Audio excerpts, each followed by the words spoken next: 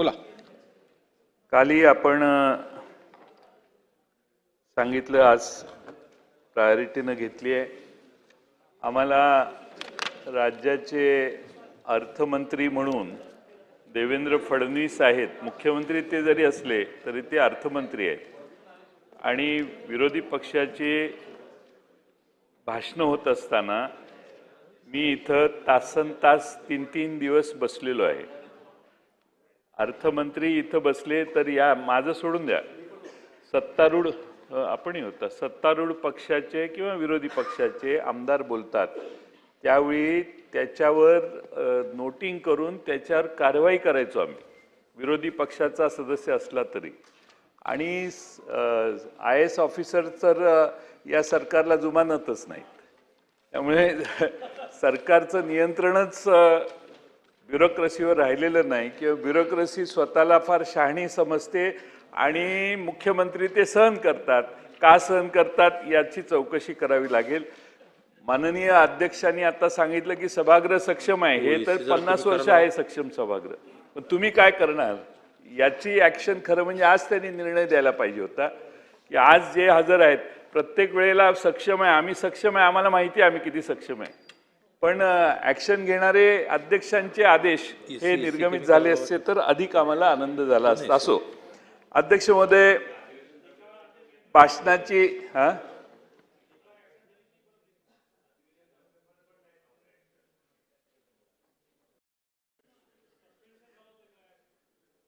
अध्यक्ष महोदय, भाषणाची सुरुवात महात्मा फुलेंचा गौरव करून माननीय मुख्यमंत्र्यांनी केली, फार चांगली बाब आहे. पण अध्यक्ष महोदय, एका बाजूने काही लोक स्वाभिमानाने सनातनी हिंदू म्हणून घेतात, पण सनातनी धर्मावर महात्मा फुले काय बोलले आहेत हे तुम्ही एकदा वाचायला पाहिजे असं मला वाटतं. मी त्या विषयात आज जात नाही, पण महात्मा फुलेंनी त्यांच्या अखंडात नमूद केलंय की आद्यापेक्षा जास्त खर्च जे करती ऋणकरी होती जीवा कांच, म्हणजे उत्पन्नापेक्षा जास्त जो खर्च करतो तो कर्जबाजारी होतो आणि त्यामुळे जीवाला त्याचा त्रास होतो.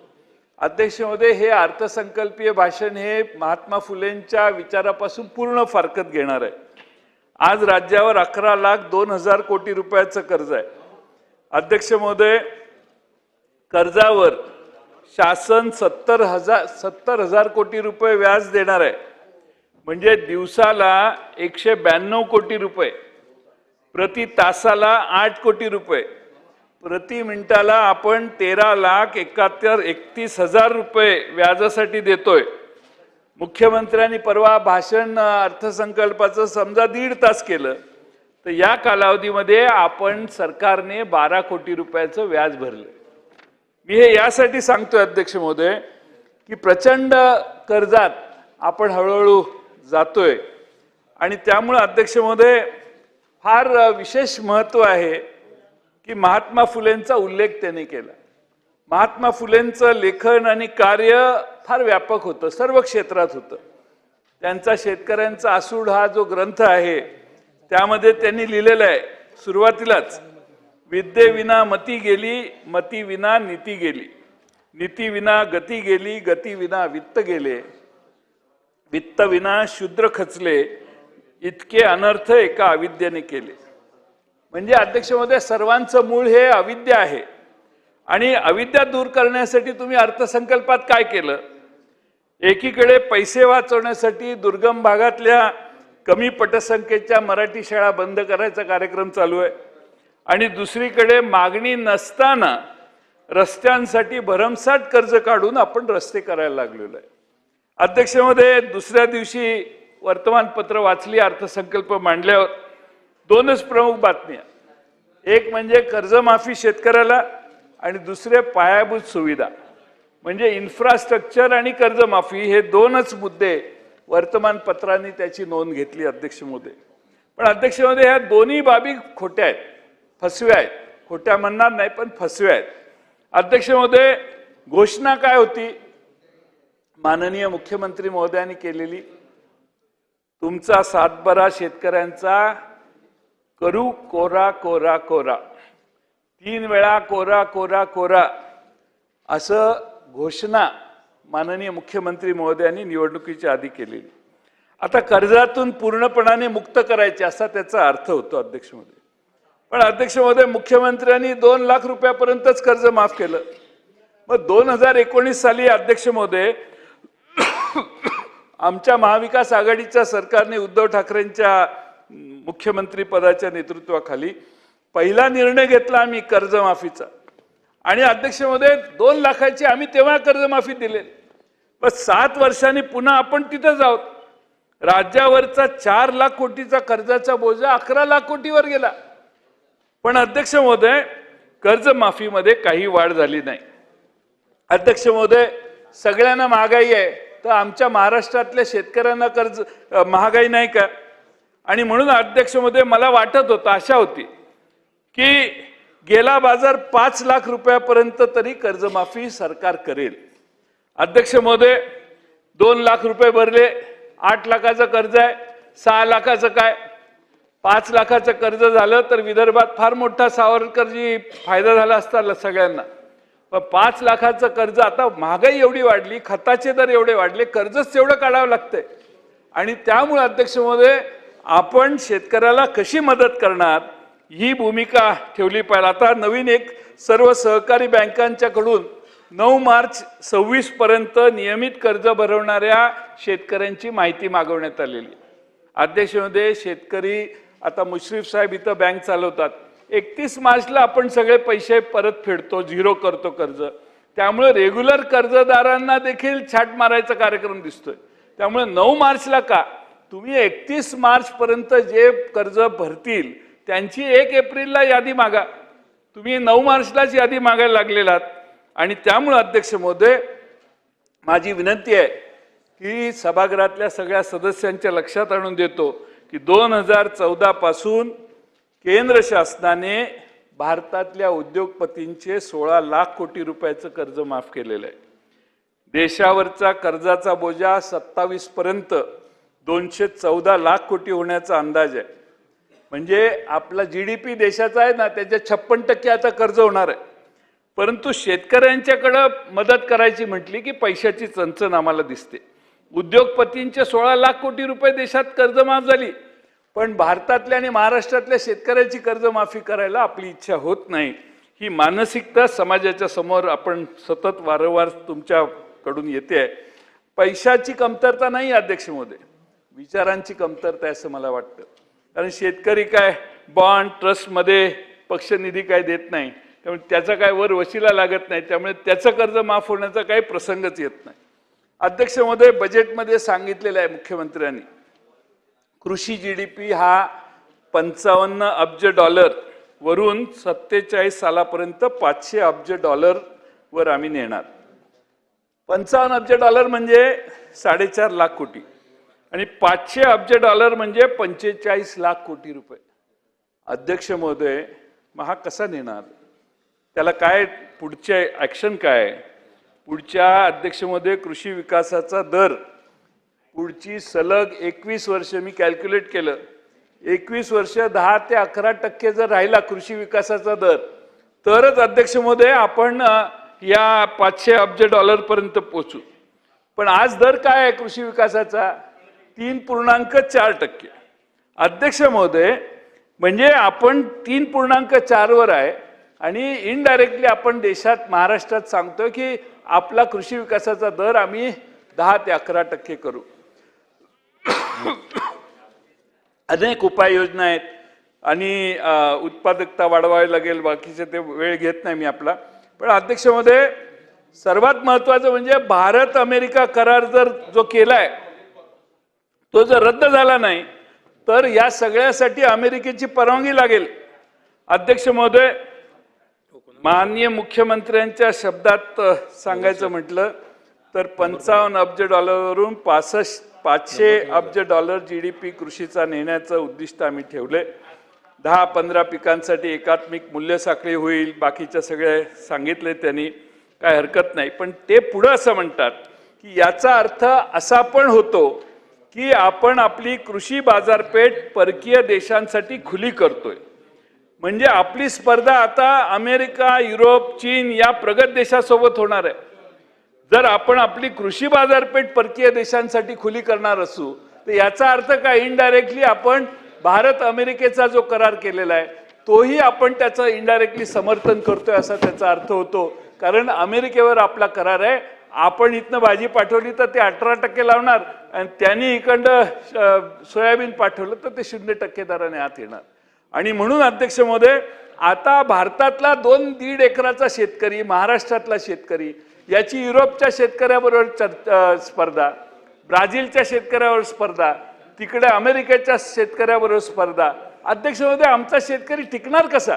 त्याला सुविधा नाहीत, काय नाहीत. आणि मग सुविधा द्यायच्या होत्या तर बजेटमध्ये काय उल्लेख आहे? त्याचा कुठलाही उल्लेख अध्यक्ष महोदय नाही आहे. हे मी आपल्याला नम्रपणाने नमूद करू शकतो. अध्यक्ष महोदय, मुख्यमंत्री भाषणात परत म्हणतात की 2047 पर्यंत नागरी लोकसंख्या 70% होणार आहे. अध्यक्ष महोदय, जर 70% नागरी लोकसंख्या होणार असेल तर शहरातली माणसं शेतात जाऊन काम करणार का, कसं काय, याचाही साधारण अंदाज आपण भविष्याकडे घेताना केला पाहिजे. अध्यक्ष महोदय, शेवटी जो बोले जैसा चाले त्याची वंदावी पावले, पण सरकार मात्र आपण बोलतोय त्याच्या वेगळी कृती करते. मी 2च उदाहरणं देतो. मुख्यमंत्री मत्स्य संपदा योजना राबवून प्रतिवर्षी 1240 कोटी रुपये देण्यात येतील असे भाषणात सांगण्यात आले. परंतु मत्स्य व्यवसाय विभागाचा यावर्षीचा नियतोय 249 कोटी रुपयेच आहे. म्हणजे 1240 कोटी रुपये देतो म्हणतायत, पण बजेटमध्ये व्हाईट बुक मध्ये काय 249 कोटी आहे. GR 9 तारखेला इश्यू झालाय. त्या GR मध्ये जिल्हा योजनेतनं एवढे घेणार, राज्याकडून एवढे देणार, या सगळ्यांची एवढे छोटा GR 9 तारखेचा वाचा आपण.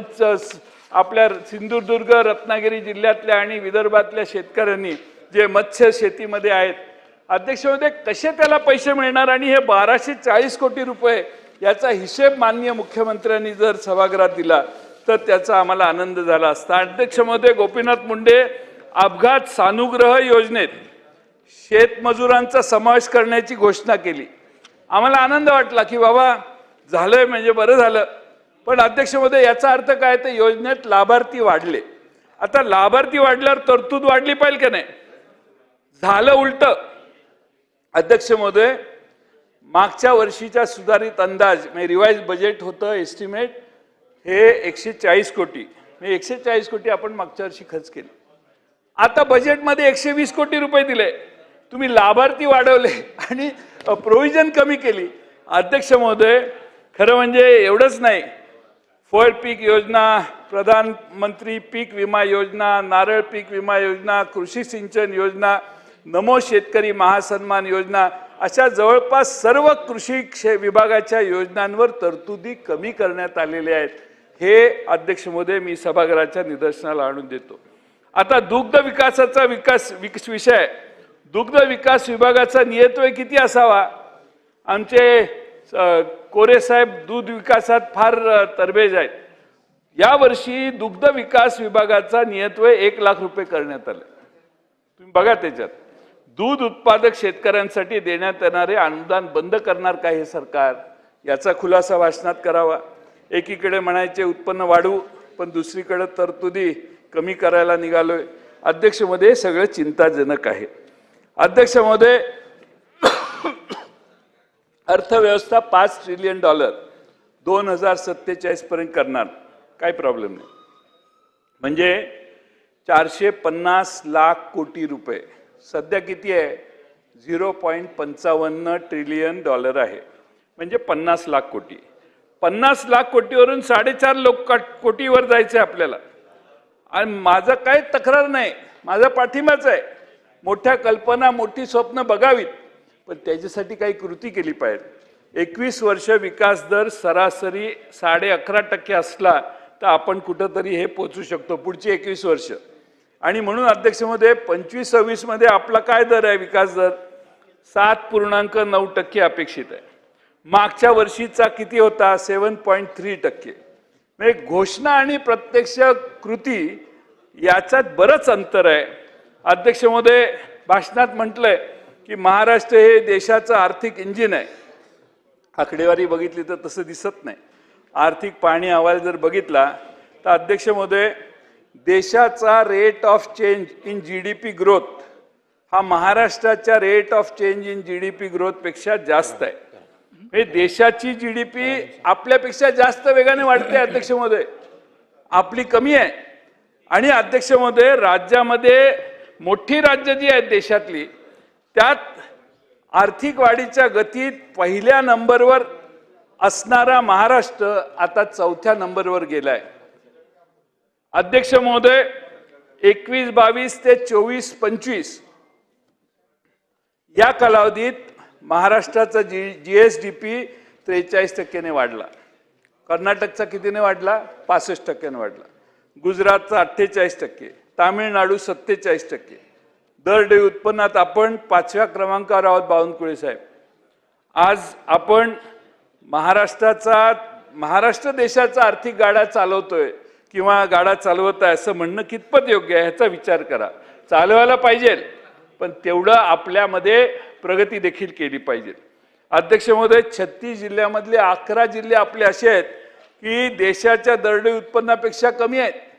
आणि त्यामुळे अध्यक्ष महोदय, जी गुंतवणूक आहे ती सर्वसमावेशक होत नाही आणि ठराविक भागामध्येच ही गुंतवणूक होते आहे, याचा तो अर्थ आहे असं मला वाटतं. अध्यक्ष महोदय, शासनाची महसुली तूट हे याकडे आपण ऐका. 23-24 मध्ये शासनाची महसुली तूट 29,995 कोटी होती. ती 24-25 मध्ये 37,055 कोटी होती आणि 26-27 मध्ये 40,552 कोटी अपेक्षित आहे या बजेटमध्ये. मागच्या वर्षी अध्यक्ष महोदय, महसुली तूट आणि पुरवणी मागण्या मिळून 1,90,000 कोटी रुपयाची तूट होणं अपेक्षित होतं, पण ती 37,000 कोटीच दाखवली. यामध्ये जवळपास 40,000 कोटी रुपये कर संकलन जास्त झालं, मी मान्य करतो. 40,000 काढा त्यातनं, मग उरलेले 1,13,000 कोटी रुपये कुठे गेले याचा हिशेब का लागत नाही? अध्यक्ष महोदय, हे पैसे विभागांना उपलब्ध करूनच दिलेले नाहीत. आपल्या ग्रामीण भागात आपण म्हणतो ना शेंडी लावली, हे सगळ्या डिपार्टमेंटला शेंडी लावण्याचा उद्योग झाला. 1,13,000 कोटी रुपये कुठे गेले? तुम्ही बजेटला सभागृहात आला, सभागृहात मांडलं, पुरवणी मागण्याला आम्ही होला हो म्हटलो, होयचं बहुमत झालं. पण अध्यक्ष महोदय, जे 3 सप्लिमेंटरी मांडल्या त्यातले 1,13,000 कोटी खर्चच केले नाहीत सरकारने. आणि आज तुमचं डिफिसिट 37,000 कोटी दाखवलेलं आहे. आणि मी पुढे सांगतो तुम्हाला, पण अध्यक्ष महोदय, ज्या घोषणा या बजेटमध्ये झाल्या त्या तरतुदी बजेटमध्ये नाही आहेत. अहिल्यादेवी होळकर कर्जमाफी योजना नो तरतूद, सिंधुरत्न योजना नो तरतूद, मुख्यमंत्री मत्स्य संपदा नो तरतूद, अर्थसंकल्पीय तरतूदच नाही. पावसाळी अधिवेशनात या सगळ्यांसाठी पुरवणी मागण्या येतील आणि राज्याची महसुली तूट आपण जी 37,000 कोटी दाखवली आहे ती पुन्हा 1,00,000-1,50,000 होईल. सभागृहासमोर आपण 3 बजेट 3 पुरवणी मागण्या मान्य करू, सगळे आनंदाने घरी जाऊ. त्यातला सिलेक्टेड लोकांना सिलेक्टेड पैसे सिलेक्टेड डिपार्टमेंटला मिळतील, बाकीच्या सगळ्यांना तोंडाला पानं पुसण्याचा कार्यक्रम हा पुढच्या वर्षी पण आहे असं माझा अंदाज आहे. अध्यक्ष महोदय, फार घोषणा झाल्या, नवीन प्रोजेक्ट झाले, अनेक मेट्रो झाल्या, अनेक रस्ते, भुयारी मार्ग, किती घोषणा झाल्या. मी स्वागत करतो त्या घोषणांचं, केल्याच पाहिजेत, पण त्याची तरतूद तर करायला पाहिजे. बहुतेक हे सगळं काही कर्ज काढून करणार आहे का आपण? आजच 11 लाख कोटीवर गेलो अध्यक्ष महोदय, आणि डोंगर वाढवायचा कर्जाचा असा प्लॅन आज तरी दिसतोय. 14 साली 2,70,000 कोटी रुपये कर्ज महाराष्ट्रावर होतं. 21-22ला ते 5,76,000 कोटी, 5.76 लाख कोटी झालं. आता 11.2 लाख कोटीवर हे कर्ज गेलेलं आहे. बरं, यामध्ये MSRDC नाही, MMRDA नाही, MSIDC नाही, सिडको नाही, महामंडळाच्या बऱ्याचशा प्रकल्पांना या सरकारने हमी दिलेली आहे. याचा समावेश जर कर्जाच्या आकड्यामध्ये केला तर हे जे नेहमी सांगतात ना 25%च्या खाली आम्ही आहोत, 18% आहोत, 20% आहोत, मी लिहून गॅरंटी सांगतो, सगळ्या महामंडळांच्या कर्जाची बेरीज करा, यांचं लिमिट 25%च्या जवळपास किंवा कदाचित पारही केलेलं असेल. आणि म्हणून अध्यक्ष महोदय, उत्पन्न दुप्पट करता करता शेतकऱ्याचं उत्पन्न दुप्पट करता करता राज्याचं कर्ज 6 पट केव्हा झालं हेच कळलं नाही. अध्यक्ष महोदय, त्यातील 6 लाख कोटी रुपये तर मागच्या 4 वर्षातले आहेत. तुम्ही बाकी काही करून दाखवलं की नाही मला माहित नाही, पण राज्यावरचं कर्ज 6 पट करून दाखवलं. याचं मी तुम्हाला स्किल आहे तुमचं, त्याच्याबद्दल मी तुमचं कौतुक करतो. आमचा कर्ज काढण्याला विरोध नाही म्हणून सांगतो, आमचा कर्ज काढायला विरोध नाही तेच मी सांगतोय. पण ज्या कारणासाठी आपण कर्ज काढतो त्याला आमचा विरोध आहे. अध्यक्ष महोदय, कर्ज काढण्यामागचा हेतू मला शुद्ध दिसत नाही. अध्यक्ष महोदय, महसुली तूट महाराष्ट्राची 40,552 कोटीवर पोहोचली. क्रिसिल, केरेज यासारख्या संस्थांनी इशारा दिलाय, तोही ऐका. महाराष्ट्र आज मॉनिटरेबल फेज मध्ये आहे. जर 7.9% अंदाज जो आपण केलेला आहे, आपण बजेट मांडताना हा अंदाजित विकास दर गाठता आला नाही तर 2028 पर्यंत महाराष्ट्र आर्थिक दिवाळखोरीत निघेल. तुमच्या या फिस्कली ॲग्रेसिव्ह धोरणामुळे राज्याचं रेटिंग खालावलं तर भविष्यात कर्ज घेणंही महाग पडेल आणि विकास ठप्प होईल. आणि म्हणून जरा सावधतेचा सल्ला. मी या सभागृहात 37 वर्ष काम करताना एवढं लेफ्ट राईट सेंटर कर्ज काढण्याची उदाहरणं यापूर्वी फारशी कधी नव्हती. अध्यक्ष महोदय, सरकारच्या मते रस्ते बांधणं, मेट्रो बांधणं एवढंच विकासाचं काम आहे. माझी अध्यक्ष महोदय विकासाची व्याख्या जरा जास्त वेगळी आहे. प्रत्येक स्त्री पुरुष, युवक युवती यांची कौशल्य वाढवणं, त्यांना रोजगाराच्या संधी निर्माण करणं, राज्यातील गुन्हेगारी कमी करणं, राज्यात सामाजिक सलोखा आणि शांतता प्रस्थापित होणं. जगात अध्यक्ष महोदय आपल्या जनता किती आनंदी आहे याचा विचार राज्यकर्ते करतात. आणि भूतानसारखा देश, सगळ्यात आनंदी देश जगात, त्यांच्याकडे कदाचित नसतील हे हायवे बिवे, पण भूतान हा सगळ्यात आनंदी जगाच्या पाठीवरचा देश आहे. आणि म्हणून अध्यक्ष महोदय, आपण जे विकासाचं मॉडेल रुजवू पाहतोय त्यात नक्कीच धनिक वाढतील, धनिक अजून श्रीमंत होतील आणि गरीब अजून गरीबच होणार आहेत. आणि त्यामुळे अध्यक्ष महोदय प्रचंड मोठी दरी आपण या निमित्तानं तयार करतोय. अध्यक्ष महोदय, मी या ठिकाणी या मुद्दामून आपणाला सांगेन. अध्यक्ष महोदय, राज्याची ग्रोथ जी आहे पूर्णपणे सेवा क्षेत्रावर, सर्व्हिस सेक्टरवर आपण अवलंबून आहे. शाश्वत विकास करायचा असेल तर ही डिपेंडन्सी कमी केली पाहिजे. समोरच्या बाजूनं म्हणतील की नाही असं काही नाही आहे, पण मी एक रिसर्च पेपर घेऊन आलेलो आहे. एक कॉपी मी मुख्यमंत्र्यांनाही देईन. अमेरिकेमध्ये एक अँथ्रॉपिक नावाच्या संस्थेने एक रिसर्च केला आहे. IT मंत्री इथं बसलेले आहेत, आपल्याकडे IT आहे ना, तर अँथ्रॉपिक, तर तुम्ही कोणत्या सेक्टरला यायचा सर्वाधिक जास्त धोका आहे त्यांनी ते रिसर्च केलेलं आहे. सर, AIचा सर्वाधिक धोका, तर सर्वाधिक रिस्कवर हे कॉम्प्युटर इंजिनियर आहेत आणि फायनान्शियल अॅनालिस्ट आणि कस्टमर सर्व्हिस हे सेक्टर आहे. त्यांचाच वाटा या आपल्या महाराष्ट्राच्या अर्थव्यवस्थेत मोठा आहे. आणि म्हणून आपण हे मान्य करा, AIचा सर्वाधिक फटका हा महिलांना, उच्च पदावर असणाऱ्या कर्मचाऱ्यांना कंपनीमध्ये आणि वयाने मोठे असणाऱ्या म्हणजे जुन्या जनरेशनच्या 90च्या आधी जन्मलेल्या नोकरदारांना पहिल्यांदा बसणार आहे. मग यासाठी आपल्याकडे काय उपाययोजना आहेत? हे संकट येणार आहे, आता फार लांब नाही आहे. या 6 महिन्यात आपले सगळे अध्यक्ष महोदय फटके आपल्याला बसणार आहेत. अनेक कंपन्यांनी नवीन रोजगार घेणं थांबवलेलं आहे.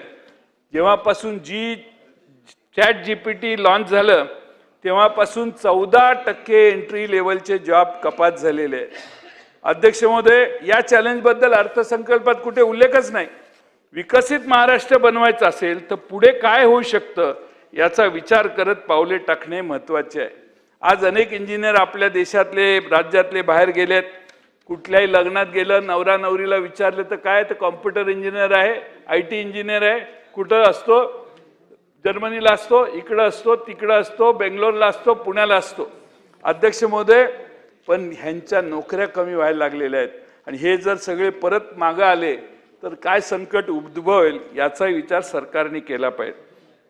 एका झटक्यात अध्यक्ष महोदय कोणती नोटीस न देता ॲमेझॉन प्राईम व्हिडिओ आपण बघतो ना टीव्हीवर, त्या ॲमेझॉन प्राईम व्हिडिओने परवा एका झटक्यात नोटीस न देता 2800 इंजिनियरना काढून टाकलं आणि त्यातले सगळे सिनियर लोकांना काढलं।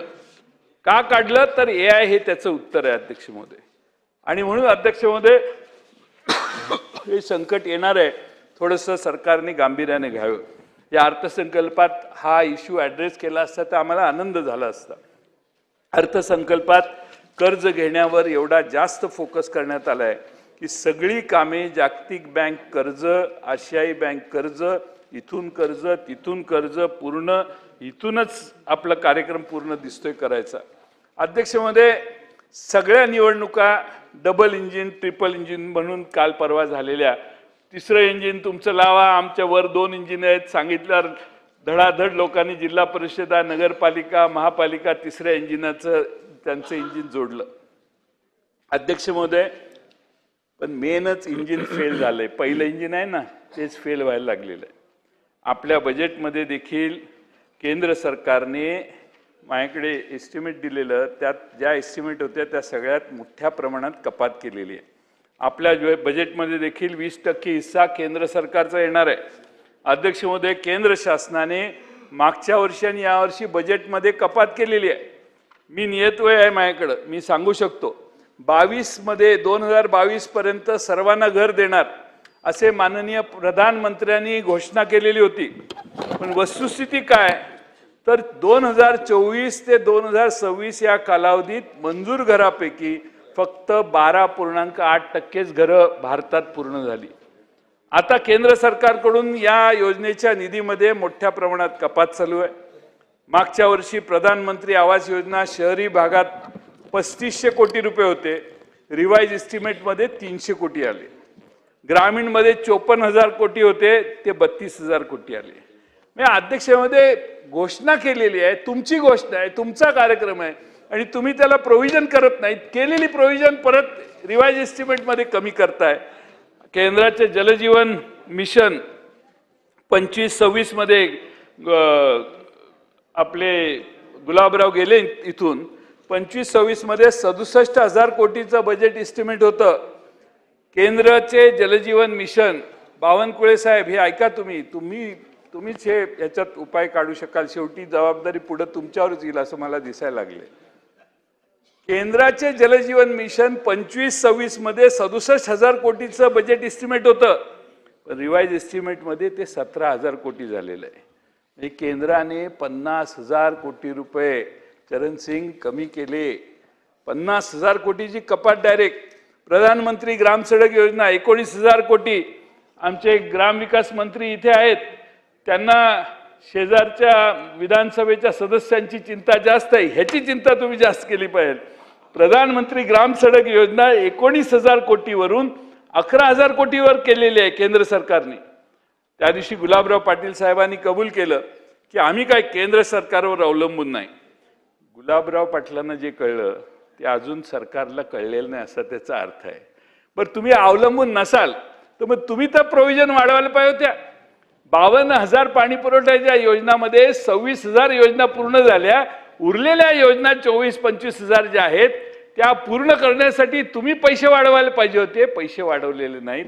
आणि म्हणून महाराष्ट्रातल्या पाणी पुरवठा खात्याचा कुठल्याही जनतेच्या वेगळ्या योजना पूर्ण करण्यासाठी किती उपयोग होणार हे आपण सगळ्यांनी बघणं आवश्यक आहे। अध्यक्ष महोदय महात्मा फुलेंच्या जन्मशताब्दी म्हणून 200 वर्ष पूर्ण होणार आहेत जन्माला। 25-26 ला महाज्योती अंतर्गत कार्यक्रमाचा खर्च कमी झाला, आर्थिक पाहणी अहवाल सांगतो। मग बाकीच्या सगळ्या प्रोव्हिजन्स म्हणजे UPSC कोचिंग किंवा MPSC कोचिंग त्याचेही खर्च कमी केले, मी त्या तपशिलात जाऊन वेळ घेत नाही। पण संत गाडगेबाबा यांचं 150वे जयंती वर्ष आहे। सरकारने काय केले, ऑलरेडी एक्झिस्टिंग स्कीम एक करण्यात सगळ्या योजना एकत्रित केल्या। आता सगळ्या योजना जर एकत्रित केल्या तर माझी एक सूचना आहे की महाराष्ट्रामध्ये नगरपालिका अ, ब, क या नगरपालिकांना घंटागाड्या कमी पडतात। त्यांना ईव्ही गाड्या घंटा गाड्या देण्याची व्यवस्था करावी, सरकारने एक योजना आणावी आणि जेवढी घरं असतील त्या शहरात तेवढं आपण गाड्या वाढवून दिल्या तर घंटा गाड्या वेळेवर जाऊन कचरा गावातनं बाहेर येईल आणि घनकचरा व्यवस्थापनासाठी देखील प्रत्येक शहरात काहीतरी अनुदान देऊन त्या योजना राबवण्याचा प्रयत्न करा. ईव्ही गाडी. अध्यक्ष महोदय, खरं म्हणजे मी या ठिकाणी डीपीडीसीला सांगा, अध्यक्ष महोदय, बजेटमध्ये तिसरा स्तंभ आहे सर्वसमावेशक विकासाचा, पण सरकार हे इन्क्लुजन नाही करत, इन्क्लुझिव्ह ग्रोथ करत नाही आहे. सरकार एक्सक्लुझिव्ह ग्रोथ करतंय, म्हणजे एक्सक्लुजन करतंय. मागील वर्षी सोशल जस्टिस डिपार्टमेंटला 38,000 कोटी रुपये दिलेले होते. राज्यमंत्री अर्थ सोशल जस्टिस डिपार्टमेंटला 38,000 कोटी रुपये अलॉकेट केलेले, पण 50%च पैसे त्या डिपार्टमेंटने खर्च केले. आदिवासी विभागाची काय परिस्थिती? आदिवासी विभागात 29,638 कोटी रुपये दिलेले होते. 47 ते बघितल्यामुळेच मी हा कागद बाहेर काढला, ते जायच्या आधी बोलावं म्हणून. तर 47% निधी खर्च करण्यात आला नाही ना, 50 पण गाठली नाही. काल ते किती तिघांनी आपल्या 50 केले तुमच्या क्रिकेटच्या मॅच मध्ये, ह्यांना 50 पर्यंतही पोहोचता आलं नाही. अध्यक्ष महोदय, खर्च करण्यात डिपार्टमेंट कमी पडत नाही, ओके कमी पडतात असं माझं म्हणणं नाही, मंत्री कमी पडतात असं नाही, सरकारच देत नाही पैसे, वित्त विभागानेच पैसे दिले नाहीत. मुळात आडातच नसेल तर पोहऱ्यात कुठून येणार हा एक नवा प्रश्न आहे. आणि आदिवासी आणि दलित समाजाचे भले करण्यापेक्षा सरकारला केवळ आणि केवळ कर्ज काढून मोठे रस्ते पूल बांधण्यात इंटरेस्ट जास्त आहे, न मागितलेले रस्ते करण्यात जास्त इंटरेस्ट आहे. अध्यक्ष महोदय, खरं म्हणजे बरेच मुद्दे वगळून मी जरा वेगानं हे घेतोय. अध्यक्ष महोदय, आता इस्रोत आणि नासामध्ये मुलं न्यायची भाषणात मुख्यमंत्र्यांच्या भाषणात आहे. 2024चा असरचा रिपोर्ट बघितला का?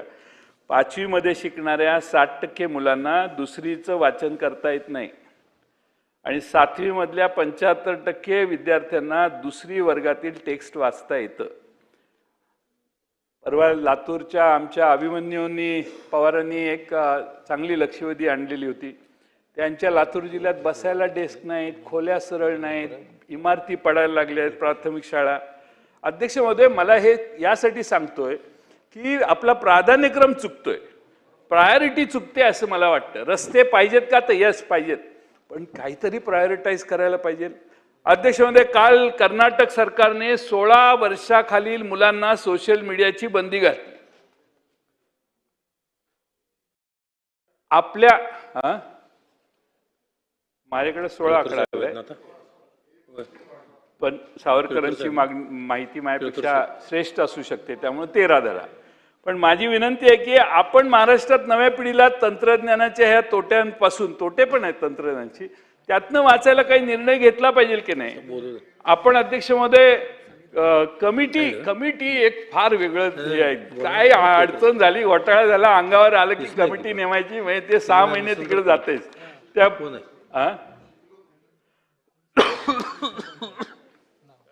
शिकवणी अर्धवट झालेली आहे.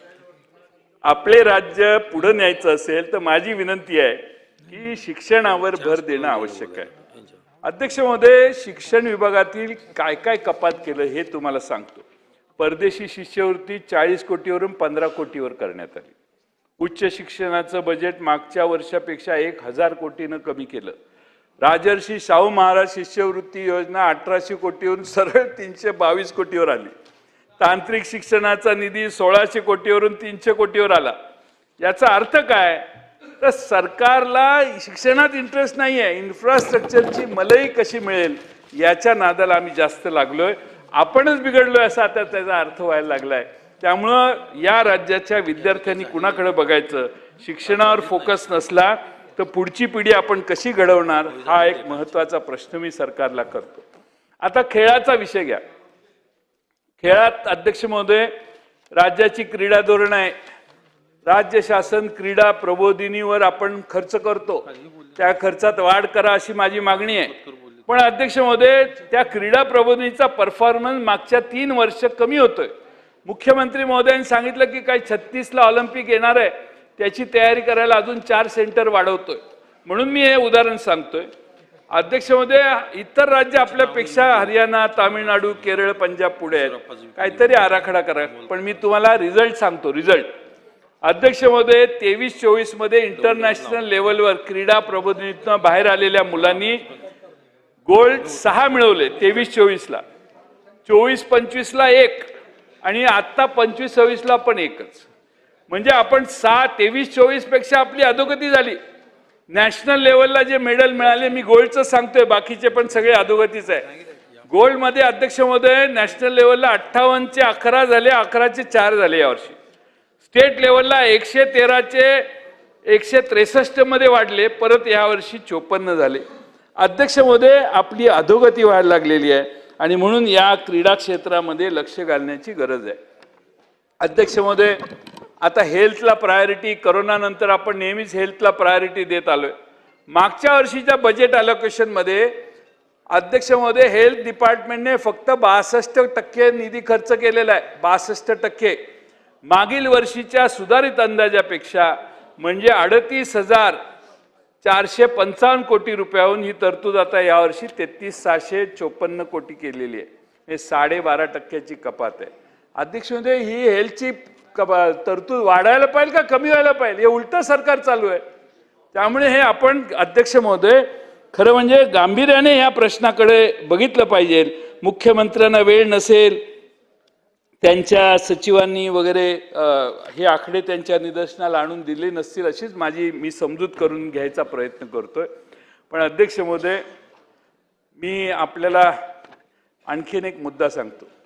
आपण 16 कोटी पर्यटक, 47 आता 2047 21 वर्ष आम्ही जगणार की नाही आम्हाला माहित नाही. जगलो तर आनंदच आहे. पण अध्यक्ष महोदय, त्यावेळी 36 कोटीवर पर्यटक नेऊ म्हणतोय आपण. ठीक आहे, न्या आपलं काय.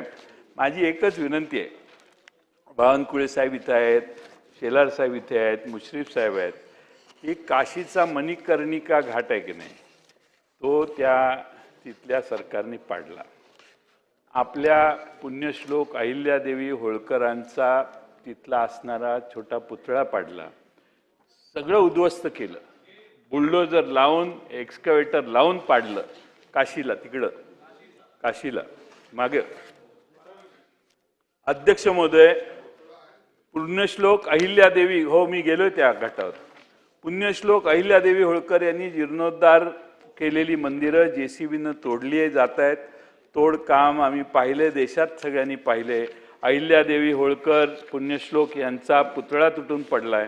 गणपतीची मूर्ती तोडली गेलेली आहे. पुण्यश्लोक अहिल्यादेवी होळकर या उभ्या महाराष्ट्राचं प्रेरणास्थान आहे. त्यांच्या पुतळ्याची झालेली विटंबना आम्ही कशी सहन करायची? ज्या ठिकाणी स्वतः पुण्यश्लोक अहिल्यादेवी होळकरांनी जाऊन मणिकर्णिका घाटाचं बांधकाम करून घेतलं, त्या पुण्यश्लोक अहिल्यादेवींच्या पदस्पर्शाने पुनीत झालेला घाट या लोकांनी पाडला. सरकार काय करणार आहे? माझी सरकारला विनंती आहे, अध्यक्ष महोदय, ते सगळं होतं तसं रिस्टोर करा. ते योगी ना, ते अध्यक्ष मुख्यमंत्री कोण, योगी आदित्यनाथ, तर ते योगी आदित्यनाथांना मुख्यमंत्र्यांनी संपर्क करावा आणि ते पुन्हा बांधकाम करून घ्यावं. त्यांना जर परवडत नसेल त्यांना तर आपण पैसे द्यावेत आणि मणिकर्णिका घाटाची पुन्हा जसं पूर्वी होतं तसंच करून देण्याची जबाबदारी सरकारनं घ्यावी आणि त्याला काहीतरी टाइमलाईन पाहिजे. अध्यक्ष महोदय, मी आपणाला विनंती करतो की CM साहेबांनी भाषणात सांगितलं की ज्योतिर्लिंग आराखड्यासाठी 5 वरिष्ठ अधिकारी नेमले. परळी ज्योतिर्लिंग विकास आराखड्याला मागच्या वर्षी 7 कोटीची तरतूद केली होती, ती यावर्षी शून्य केलेली आहे. अध्यक्ष महोदय, आता काय म्हणायचं?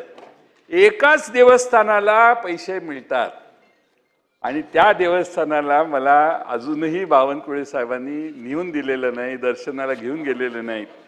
जगदंबा देवस्थान कोराडी या मंदिराला प्रत्येक बजेटमध्ये आणि पुरवणी मागण्यांमध्ये पैसे देण्यात आलेले आहेत.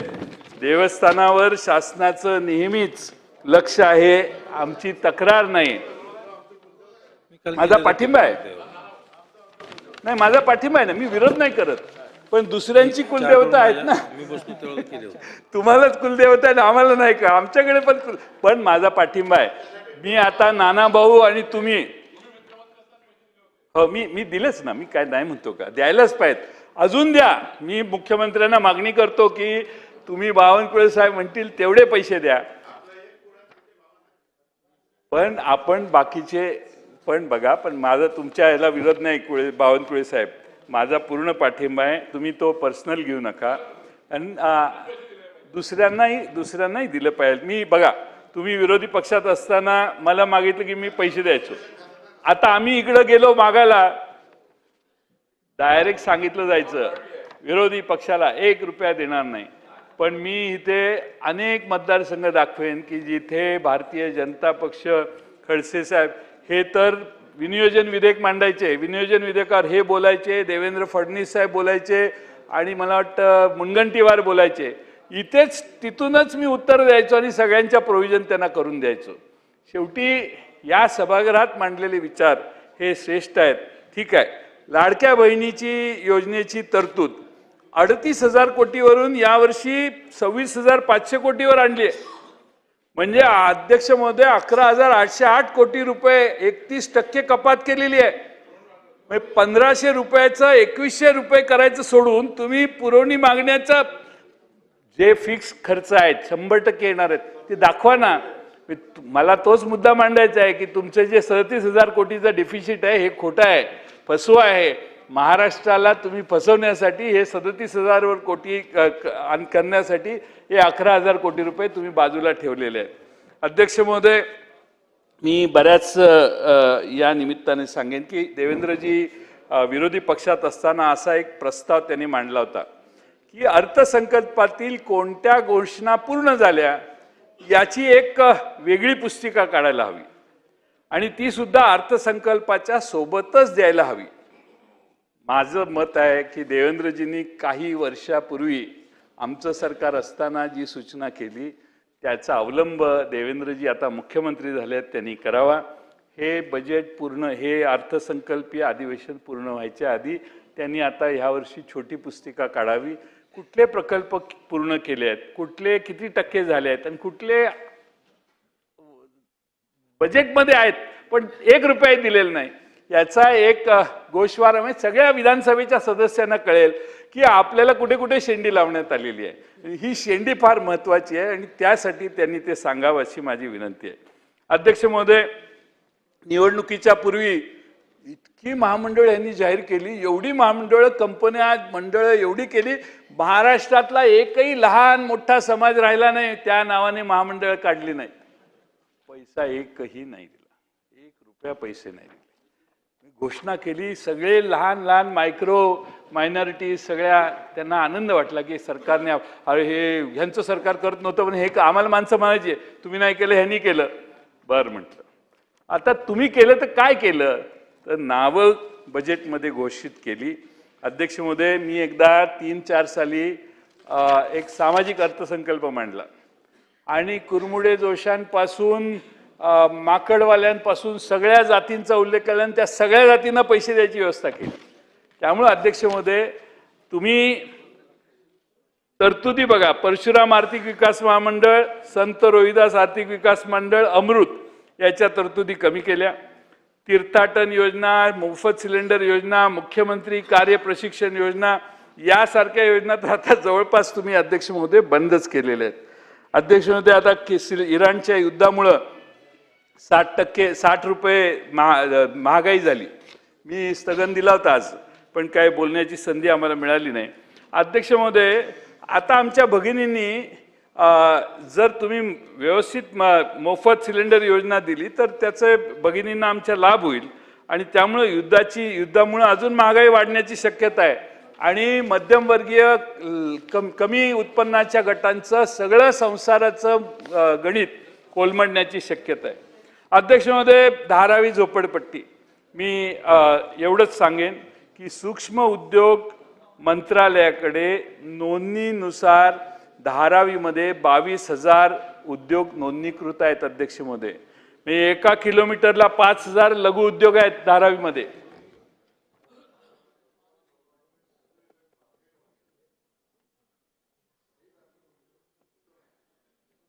लघु उद्योगांच्या साठी धारावी ही देशातील क्रमांक 1 ची घोषित न झालेली MIDC आहे. धारावीचा पुनर्विकास करताना हे छोटे छोटे उद्योग नष्ट होणार नाहीत याची सरकारने काळजी घ्या. आपण लागलोय मागे स्टार्टअपच्या, आणि इकडे आपले छोटे छोटे गरिबांनी स्वकष्टाने उभे केलेले व्यवसाय जर बंद पडले तर बेकारीची संख्या वाढेल. आता 300 कोटी वृक्ष लागवड जाहीर केले. एका झाडाला 10 स्क्वेअर फूट, बावनकुळे साहेब, एक 10 स्क्वेअर फूट धरू, 300 कोटी गुणिले 10 स्क्वेअर फूट गुणाकार करा. संध्याकाळपर्यंत सांगा, आपल्या सचिवांना बसवा, किती क्षेत्रफळ लागणार बघा, आणि त्या 10 जाऊ दे 5 स्क्वेअर फूट धरा, आणि किती जागा लागणार आहे याचा विचार करा. मला वाटतं सुधीर भाऊ आता नाही आहेत, पण सुधीर भाऊ चांगलं 100 कोटी झाडं लावायचं त्यांनी हातात घेतलेलं. आता सुधीर भाऊंना मागं टाकण्यासाठी हे 100च्या ऐवजी 300 कोटीची घोषणा झाली आहे का काय हे अजून मला माहीत नाही. अध्यक्ष महोदय, मी शिवसेना, एकनाथ शिंदे साहेबांचा पक्ष आणि राष्ट्रवादी काँग्रेस, हे मुश्रीफ साहेब गेले काय, यांना जरा सल्ला देण्याचा सूचना करतो. सल्ला द्यायचा माझा अधिकार नाही.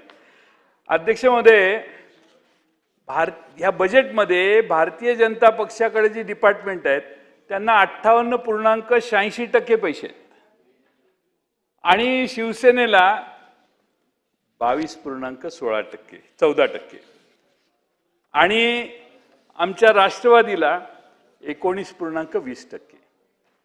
म्हणजे कुठेही गेले तर ती आमचीच ना. 100% तिघे आहात, पण 58%, 58.86% हे भारतीय जनता पक्षाच्या मंत्र्यांच्या खात्यांना आहेत. 22.14% शिंदे साहेबांच्या शिवसेनेच्या मंत्र्यांना आहेत, आणि राष्ट्रवादी काँग्रेस पक्षाच्या खात्यांना 40,154 कोटी, म्हणजे 19.33. म्हणजे ह्या दोघांना मिळून 41%, निम्मे निम्मे मंत्री आहेत ह्या दोघांचे, आणि तुम्हाला 58%. मी आमच्या एकनाथ शिंदे साहेबांना आणि आमच्या वहिनींना सूचना, एक शेर सांगतो हिंदीतला. परखना मत, परखने में कोई अपना नहीं रहता. परखना मत, परखने में कोई अपना नहीं रहता. किसी भी आईने में देर तक चेहरा नहीं रहता. बड़े लोगों से मिलने में हमेशा फासला रखना. बड़े लोगों से मिलने में हमेशा फासला रखना. जहाँ दरिया समंदर से मिला वो दरिया नहीं रहता. म्हणजे अध्यक्ष महोदय, नदी एकदा समुद्राला मिळाली तर ती नदी राहत नाही. त्यामुळं अस्तित्वाचा प्रश्न पुढे भविष्यात तयार होतो. आपली सल्ला आहे, सूचना आहे, सल्ला शब्द काढत मागे घेतो मी, तर माझा तो काय अधिकार नाही. अध्यक्ष महोदय, शेतकऱ्यांसाठी काही केलं नाही. कृषी मंत्री यांचे सारखे सारखे बदलतात, यांना माहीत नाही कुणाला कृषी मंत्री ठेवायचा, ह्याला करायचा, मग त्याला करायचा, मग त्याला करायचा. म्हणजे एक कृषी धोरण, मंत्रीच स्थिर नाही तर धोरण कसं स्थिर असेल अध्यक्ष महोदय. आणि म्हणून अध्यक्ष महोदय, आज मी माझ्या भाषणाला वेळेची मर्यादा आहे, मी थोडक्यात संपवतो. मी एवढंच सांगतो की मुख्यमंत्र्यांनी सादर केलेल्या अर्थसंकल्पाकडून माझ्या फार अपेक्षा होत्या. त्यांनी मागच्या वेळी 11,000 12,000 कोटीच्या पुरवणी मागण्या परवा सादर केल्या. त्यावेळी मला वाटलं की जरा दुरुस्त झालेलं दिसतंय काम. पण अध्यक्ष महोदय, ना कोणता अर्थ या अर्थसंकल्पीय भाषणात दिसला मला, आणि ना कोणता संकल्प. फक्त कॉन्ट्रॅक्टर लोकांचं भलं होणार आहे. बरं, ते कोण कॉन्ट्रॅक्टर? मोठे कॉन्ट्रॅक्टर, जो 1000 कोटी, 2000 कोटी, 3000 कोटी, 5000 कोटीचं काम घेतो. आमच्या गोरे साहेबांच्या खात्यात 50 लाखाचं, 40 लाखाचं काम घेणारे कॉन्ट्रॅक्टर आहेत. ते वाट बघतात ते कधी पैसे त्यांच्याकडून येतील. सगळे दिले. आमचे हे शिवेंद्र बाबा नाही आहेत आता इथं, त्यांचेही फार पेमेंट राहिलेलं आहे. आणि त्यामुळे अध्यक्ष महोदय, या छोट्या कॉन्ट्रॅक्टरांच्या आत्महत्येचा प्रश्न फार महत्त्वाचा आहे. कोणती अर्थव्यवस्था जर मजबूत करायची असेल तर मध्यम वर्ग आणि त्याच्या खालच्या वर्गापर्यंत पैसे गेले पाहिजेत. तुमच्याकडे गंगा उलटी व्हायला लागली. अध्यक्ष महोदय, नुसत्या आकाशाकडे नजर लावून चालत नाही, पायाखाली काय जळतंय हेही पाहावे लागते. हा अध्यक्ष महोदय माझी सूचना आहे. सरकारचा एकच मंत्र आहे, काम कमी आणि जाहिरात जास्त. बावनकुळे साहेब, आपल्या परवानगीने शेवटचा मुद्दा मांडतो. महाराष्ट्र सरकारचा एकच मंत्र आहे, काम कमी आणि जाहिरात जास्त. विकसित महाराष्ट्राच्या नावाखाली प्रत्येक बस स्टँडवर, प्रत्येक बसवर, प्रत्येक वर्तमानपत्रात, प्रत्येक चॅनलवर हजारो कोटीच्या जाहिराती सुरू आहेत. 11.2 लाख कोटी रुपयाचं कर्ज आपल्या डोक्यावर आहे. इव्हेंट बाजीवर एवढा खर्च करण्याचा अधिकार तुम्हाला कुणी दिला? स्वतःच्या ब्रँडिंगसाठी सरकारचा पैसा किती वापरायचा ह्याला काही मर्यादा असाव्यात. आणि म्हणून मी 2 ओळी सांगून माझे भाषण संपवतो. तिजोरीत खडखडाट तरीही जाहिरातीचा थाट. तिजोरीत खडखडाट तरीही जाहिरातीचा थाट.